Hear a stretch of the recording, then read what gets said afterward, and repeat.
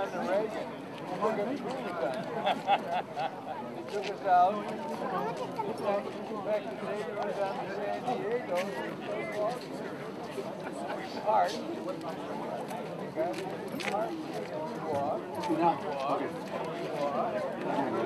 I'll do it over here. All hands, man your stations. Very good. Now he goes down. I was afraid Is this for the council? No, that's mine.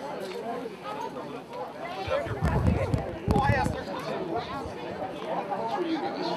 That's for you guys. Cookies and be back in your seat, and we shall commence while you're wandering back. We don't have that tight of a schedule, but we don't want to keep everybody too late either. So here we go. Captain Jack. Thank you for the promotion. Thank you. Come from Annapolis, Maryland with my wife Nancy, where it was 90 degrees and 100% humidity, so I'm the only one up here, I think, without a jacket on, and she doesn't have much on anyway. Anyway, Nancy's a Naval Academy graduate, class of 1985. She was in the 6th class with women. And I'd like to recognize the skipper of the USS Decatur, or former skipper, if she's around as well, and the crew of the Decatur. They're all watching the carrier. Okay, that's okay. Yeah, she wants to transfer. Anyway, Senator Yee, if he's still here, he took off. Okay. Council General Warren, Admiral Brown. I understand Admiral Brown is here. Where did he go? He's over there watching the carrier. As a naval aviator, I flew P-3s out of Moffett back in the 80s. That's where I met Nancy. I know the Bay Area. My dad was on the USS San Francisco, and that's why I'm here today to speak as the son of a crew member of the San Francisco. But it's a little funny coming here as the only naval aviator, and then I looked around, and my back was covered. Right here, okay. P-3 NFO out of VP-50. What's your McVeigh? Yeah, Fran McVeigh. Fran McVeigh. And Admiral Brown out here. So there's a couple of us here in the audience. Thank you very much, Chief Johnny and Stan and everyone, for inviting me to come out and speak today. As I mentioned, I'm going to address you as perspective of the son of a crew member of the San Francisco. And to say that I'm proud to have a father that served on the San Francisco is an understatement. Growing up as a tail-end Charlie baby boomer generation kid, it was pretty routine amongst kids of my generation to have a dad who served in World War II, but my dad served on the San Francisco. And from as far back as I can remember, whenever Dad talked about San Francisco, there was something special and magical in his manner about this ship. It was a love of a seaman for his ship, and as can be seen today, the ship is still very much loved by her crew. Now, when I came up about an hour and a half ago and started talking and meeting folks and stuff like that, I looked over at a young man right here by the name of Chief Johnny, and this is his thing, and he was beaming. So that magic that I was talking about just a second ago about my dad, I just saw in his face, right here. He's beaming today. Okay, Marines and soldiers have battlefields to visit after the fight. Iwo Jima and Gettysburg are visited regularly by veterans. Airmen can visit those areas they flew over in later years, but sailors don't have the ability to revisit their battlefields. Their battlefield is the sea. Their weapons are their ship, and as their ships get overtaken by technology, the ships end up initially in mothballs and then find themselves at the end of the welder's torch. It's the ship that glues the seamen together. It's the ship that serves as the weapon that these warriors fight. It's the ship that is their protection from the elements and from the enemy, and it's the ship that's their home. It's the ship that brings them safely back. It's the ship that the men remember, and it's the ship that these men love. And I think these veterans today absolutely love their ship, USS San Francisco. When we lost Dad 10 years ago, I really delved into World War II research, especially the Pacific, the San Francisco and her battles, and I felt I could best remember him by learning what happened aboard San Francisco during the war and what her crew did. Before I get into that, I would also like to recognize the contribution of Australia. The HMAS, Canberra was sunk at the first battle of Savo Island. The third battle was mentioned that we'll talk about here in a sec. And in the great tradition of the Australian military of Gallipoli and Canberra, we'd like to salute the allies from Australia.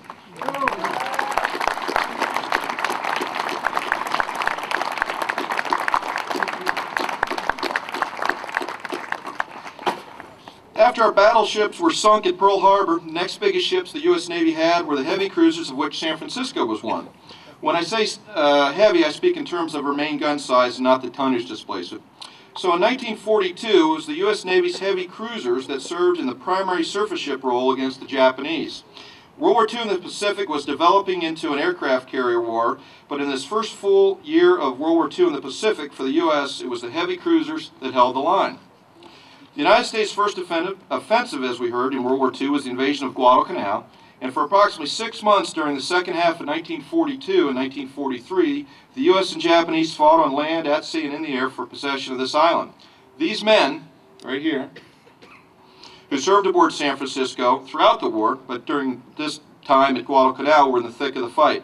During the naval battle of Guadalcanal in November of 1942, San Francisco, as we've heard, served as the flagship of Task Group 67.4, and San Francisco's former captain, who was a San Francisco native, as we've heard about, Dan Callahan, had been promoted and returned to the ship as a rear admiral in command of the entire task group.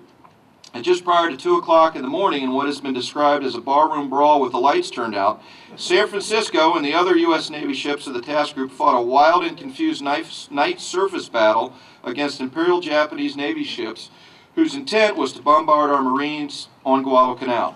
San Francisco got caught between the two Japanese battleships and suffered tremendously. Admiral Callahan and his staff were killed. The San Francisco's captain, executive officer, and over 100 officers and crew were killed. San Francisco was hit at least 45 times, and about 15 of those hits were of major caliber.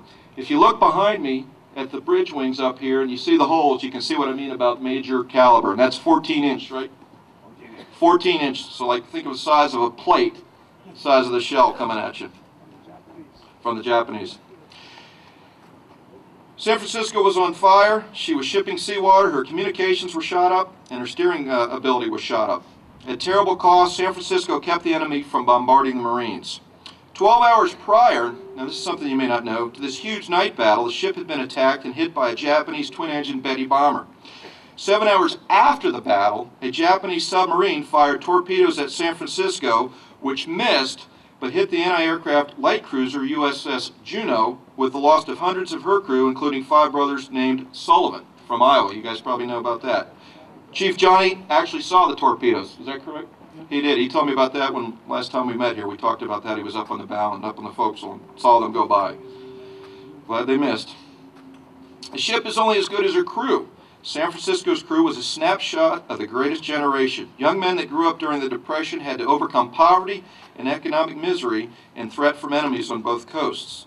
These crewmen enlisted or were drafted after the Pearl Harbor attack. They overcame their rough upbringing, held the line in the Pacific, and brought victory to America. Eventually, they went on to create an American superpower, economically and militarily, that benefits all of us today.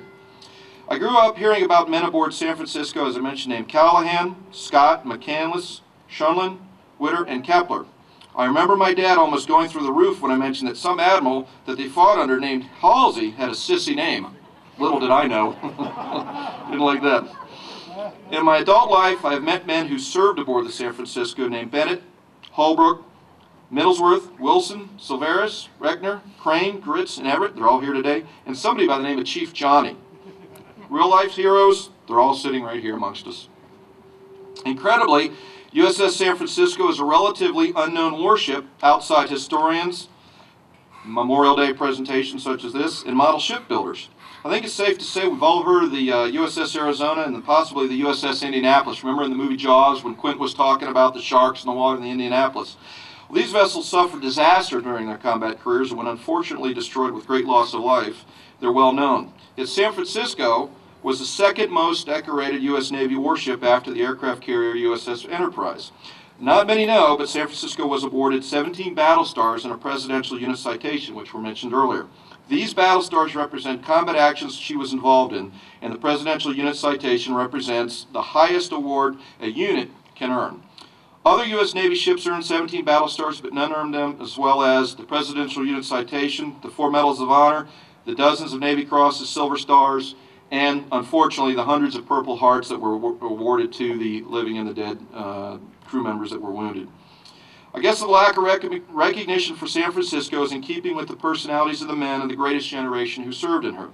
They don't boast or brag. They wanted to get the job done and return home. Well, they did all that and they safely returned their ship home. They won the war for America. They created an American superpower of which we can all be and are entirely grateful. So as the child of a crew member who served on the great ship USS San Francisco, I hope I can speak for all of us when I say thank you to the crewmen for your sacrifices and your suffering.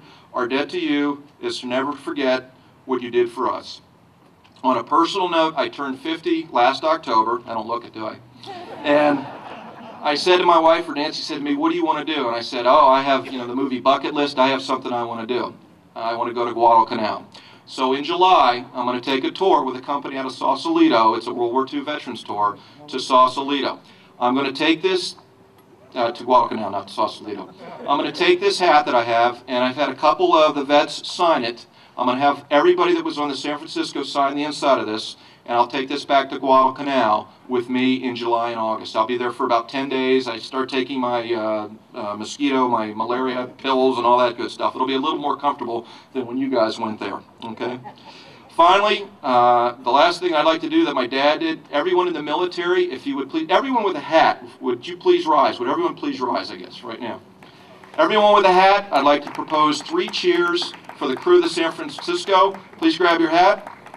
Hip, hip, hooray! Hip, hip, hooray! Hip, hip, hooray! Thank you very much.